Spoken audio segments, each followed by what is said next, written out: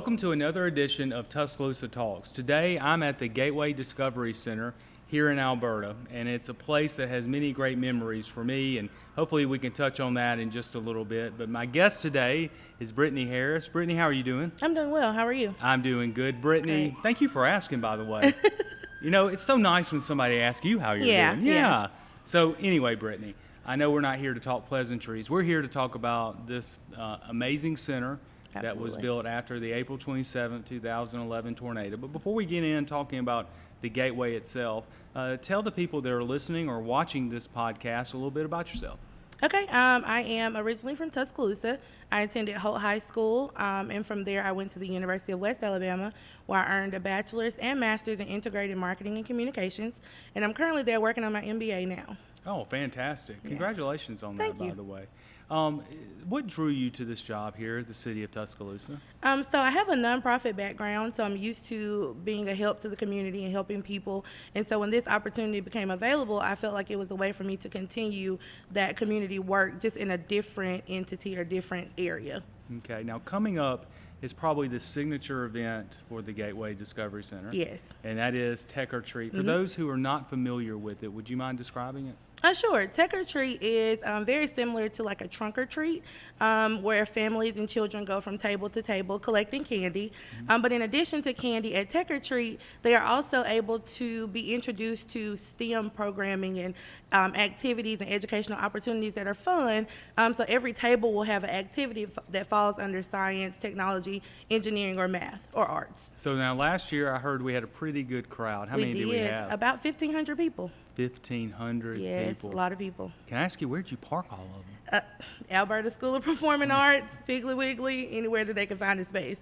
Hey, that is a Yeah. very good problem to have. Yeah, it is. If I'm a parent and I'm thinking about coming out, why should I come out to Tech or Treat? I mean, it's a community event. There will be city departments that are there every year, but not only the city of Tuscaloosa departments, but there are other local businesses and organizations that also have tables there. So it's a great way to meet the community and get acquainted.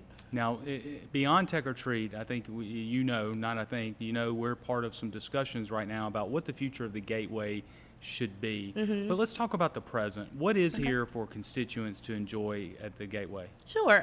So the Gateway really I would like to describe it as a technology hub where people can access free Wi-Fi. We also have laptops and tablets that people can check out. We have robots. I mean, things for all ages that falls under the technology umbrella. And so a lot of people like to come and utilize the workspaces to work or study or even just collaborate with large groups. And you even have cool chairs. We do. We have cool chairs. These are the coolest chairs that I've And been they're in. new.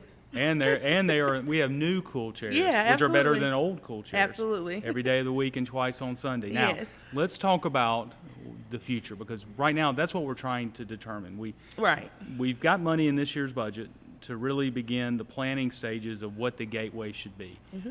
There's going to be a lot of community input on this. Absolutely. But your input is going to be weighted heavily because you're here every single day, you and your team members. Mm-hmm. What do you think needs to be on the mind of city leaders as we think about the future of Gateway and what Gateway 2.0 should look like? I think that we really have to consider what the community needs. We can have a lot of grand ideas about, different things to bring in, but I think that we really need to pay attention to what are people doing when they come here? What are they using? And so I don't necessarily think we have to reinvent the wheel, but just be more innovative with it. I would say thinking about the future of technology in itself, newer computers, newer tablets, different things for kids to do. I think that it's already sort of a community meeting space. And so I think the goal would be just to really, really become more innovative with that direction. So one of the things we've talked about is potential coding opportunities for Yes. young people, media, digital arts. When I say things like that, what does that mean to a layman? You really would have to have some background to really know. But I think that when it comes to coding, people think about robots. When we talk about coding here and do coding classes, a lot of the kids recognize it because we have robots that you can start coding at age 4 that's for all ages. And so when you think about coding, I just think people think about the future of technology and the way that curriculum in schools and places are going with esports and things of that nature. Just moving forward, I think. Well, what do you, if you dream big? What would be, what would be the? I think when I was getting my master's, they called it BHAGs, big, hairy, audacious goals. Yeah. What would be your BHAG for Gateway? My BHAG would be a tech cafe. It would be to have designated space where people could go in and do specific technology things. Maybe a production studio, or like I said, e-gaming room or something like that. If we were going really big, that would be my drive. And I've heard that I don't know if it's the Alabama High School Athletic Association, but high schools themselves are Yeah. now having e-gaming Yeah. teams. Mm-hmm. That's just amazing. Yeah. Well, Brittany, you and your team are doing a fantastic job. Thank you. And what's going to be really neat, and we were talking about this before we came on air, is that you have a young team Yeah. in terms of not only just age themselves, but time with the city. Absolutely. I think that's a great benefit. Let's bring these new ideas to the table. Let's connect with the people that pay our salaries. Absolutely. And I think you're just the leader to help us do it. Thank you. Now, again, before we go off air, Tech or Treat, if people want more details, who should they reach out to and how can they find those details? Okay, so they could visit Tuscaloosa.com/check-or-treat.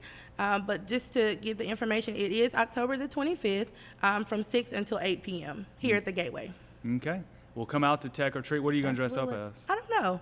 Last year we were Pac-Man. I don't know what we're doing this year. Okay. Well, As a group. You better hurry. We're now. thinking, though. We're It's thinking on coming. it. It's coming quick. Yeah. This has been another edition of Tuscaloosa Talks.